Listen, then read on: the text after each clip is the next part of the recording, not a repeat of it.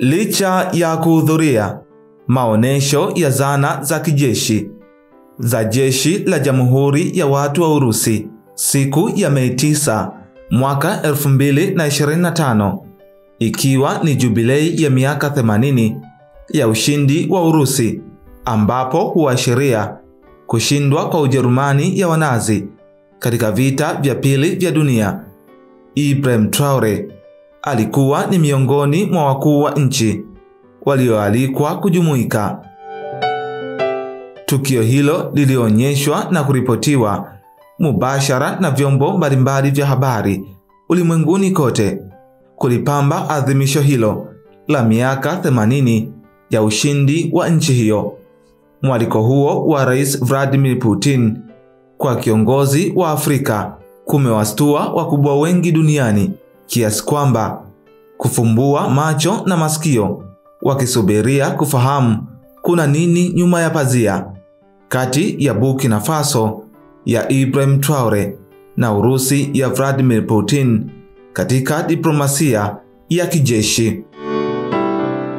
Mara baada ya maadhimisho ya kumbukumbu ya siku ya ushindi wa Jamhuri ya Urusi, Ibrahim Traore na Vladimir Putin walijifungia ndani kwa mazungumzo nyeti ya tete, asiruhusiwe hata mwandishi yoyote wa habari japo kupata kumbukumbu ya picha mgando wala jongefu, isipokuwa wasaidizi wao wa kijeshi pekee, military assistants, ndio walifanya kazi ya ukutubi na kuchukua kumbukumbu za kikao na taarifa muhimu za kikao hicho cha faragha. Kikao hicho nyeti kilikaliwa ndani ya chemba ya St. Petersburg jijini Moscow nchini Urusi. Kinaelezwa kuwa ndiyo ilikuwa shabaha ya ziara ya Captain Ibrahim Traore, akidhamiria kuwasilisha maombi ya uungwaji mkono na misaada ya kijeshi kwa Rais Vladimir Putin kutokana na matishio aliyonayo hasa kutoka kwa Ufaransa na baadhi ya nchi za Francophone. Kufuatia kikao hicho cha siri, Ufaransa imeishukia Urusi ikituhumu kuwa kitendo hicho cha Urusi kuanzisha ushirika na Burkina Faso ni kinyume na mkataba wa Umoja wa Mataifa na ule wa kuligawa bara la Afrika wa mwaka 1884 hadi 1914 uliofahamika kama Scramble for Africa,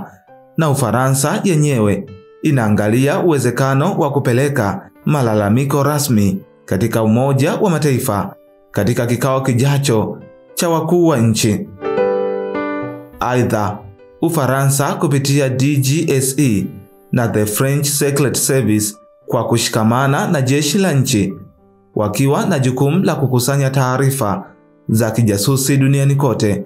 na kuzifahamisha mamlaka za juu zaidi za serikalini, wamejinasibu kudukua taarifa za mwenendo wa kikao hicho nyeti baina ya Vladimir Putin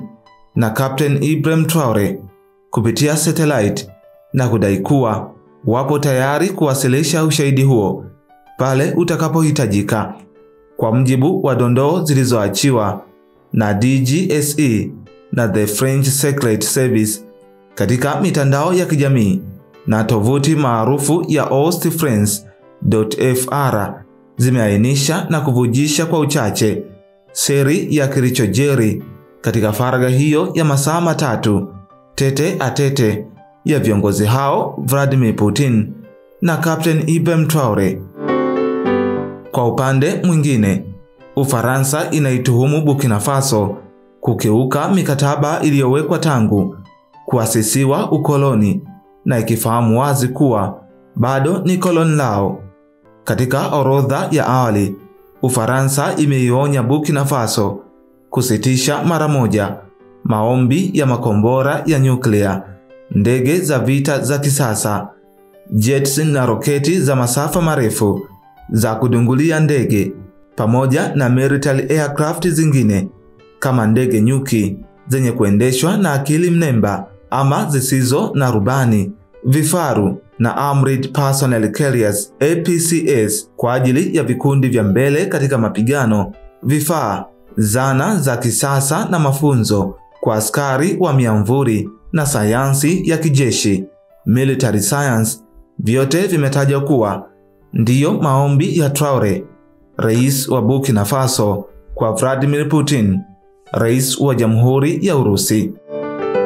Ufaransa imepandikiza propaganda kuwa muundo na ukubwa wa jeshi la Burkina Faso haina hadhi ya kuhitaji matumizi makubwa kiasi hicho cha silaha za maangamizi kama nyuklia, na inaamini inaweza kuleta madhara zaidi kwa nchi jirani na Burkina Faso, hususani ukanda wa Sahel,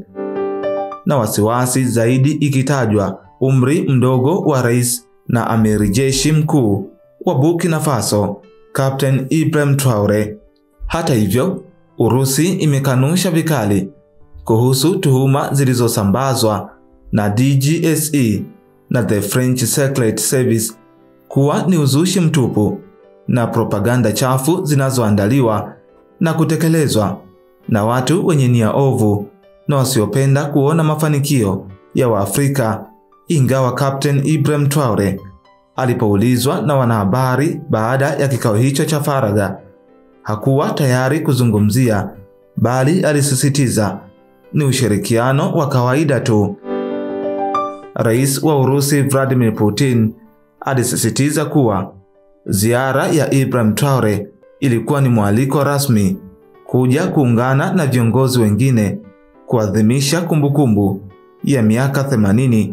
ya siku ya ushindi, shughuli ikifanyika Red Square mjini Moscow nchini Urusi.